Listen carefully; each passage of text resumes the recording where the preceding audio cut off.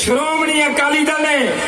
ਤੂੰ ਪੰਜਾਬ ਦੇ ਨਾਲ ਦੁਸ਼ਮਣਾਂ ਵਾਲਾ ਜਿਹੜਾ ਕਦਮ ਚੁੱਕਿਆ, ਪੰਜਾਬ ਦੀ ਕਿਸਾਨੀ ਦੇ ਉੱਤੇ ਜਿਹੜਾ ਹਮਲਾ ਕੀਤਾ ਆ।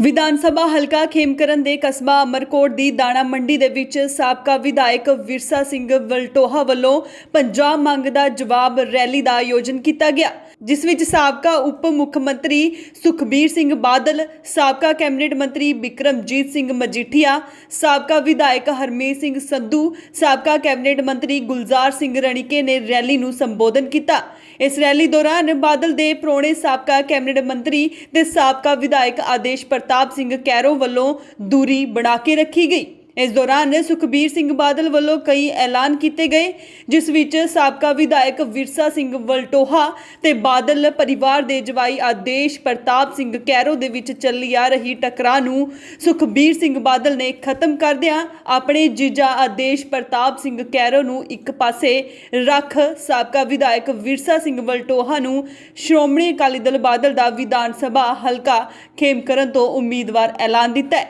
ਅੱਜ ਸ਼੍ਰੋਮਣੀ ਅਕਾਲੀ ਦਲ ਵੱਲੋਂ ਜਿਹੜਾ ਰੈਲੀਆਂ ਦਾ ਆਗਾਜ਼ ਕੀਤਾ ਗਿਆ ਹੈ,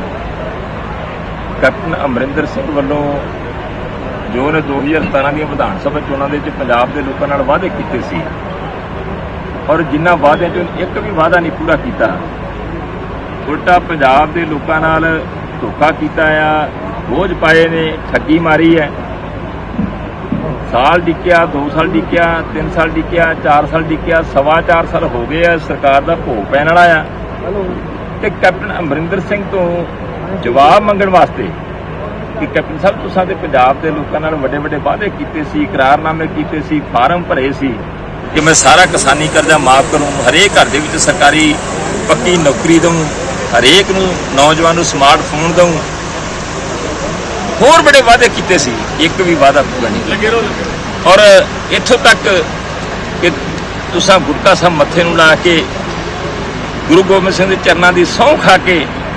तुसां पंजाब दे लोकां नूं विश्वास दिवाया सी कि मैं कीते हुए वादे पूरे करूँगा, एक भी पूरा नहीं। इस करके अज पंजाब दे लोग जिहड़े ने कैप्टन अमरिंदर सिंह जिहड़ा कि पंजाब दे लोकां दा दोषी है, गुनाहगार है, उहदे तो जवाब मंगण वास्ते ਅੱਜ ਇਕੱਠੇ ਹੋਏ ਨੇ ਵਿਧਾਨ ਸਭਾ ਹਲਕਾ ਖੇਮਕਰਨ ਦੇ ਲੋਕ ਦਾਣਾ ਮੰਡੀ ਅਮਰਕੋਟ ਦੇ ਵਿੱਚ, ਜਿੱਥੇ ਲਾਮਸਾਲ ਰੈਲੀ ਹੋ ਰਹੀ ਹੈ। ਸਰਦਾਰ ਸੁਖਬੀਰ ਸਿੰਘ ਬਾਦਲ ਪ੍ਰਧਾਨ ਸ਼੍ਰੋਮਣੀ ਅਕਾਲੀ ਦਲ ਉਹ ਪਹੁੰਚ ਰਹੇ ਨੇ, ਸਰਦਾਰ ਬਿਕਰਮ ਸਿੰਘ ਮਜੀਠੀਆ ਜੀ ਪਹੁੰਚ ਰਹੇ ਨੇ, ਹੋਰ ਸਮੁੱਚੀ ਲੀਡਰਸ਼ਿਪ ਅੱਜ ਇਸ ਰੈਲੀ ਨੂੰ ਹੁਣ ਵੇਖਣਾ ਇਹ ਹੋਵੇਗਾ ਕਿ ਸੁਖਬੀਰ ਸਿੰਘ ਬਾਦਲ ਵੱਲੋਂ ਕੀਤੇ ਗਏ ਐਲਾਨ ਤੋਂ ਬਾਅਦ ਬਾਦਲ ਪਰਿਵਾਰ ਦਾ ਪ੍ਰਾਹੁਣਾ ਆਦੇਸ਼ ਪ੍ਰਤਾਪ ਸਿੰਘ ਕੈਰੋ ਹੁਣ ਕੀ ਰੁਖ ਅਪਣਾਉਂਦੇ ਨੇ, ਇਸ ਤੇ ਨਜ਼ਰ ਬਣੀ ਰਹੇਗੀ। ਤਰਨਤਾਰਨ ਤੋਂ ਬਲਜੀਤ ਸਿੰਘ, ਇੰਡੋਸ ਟੀਵੀ, ਆਸਟ੍ਰੇਲੀਆ।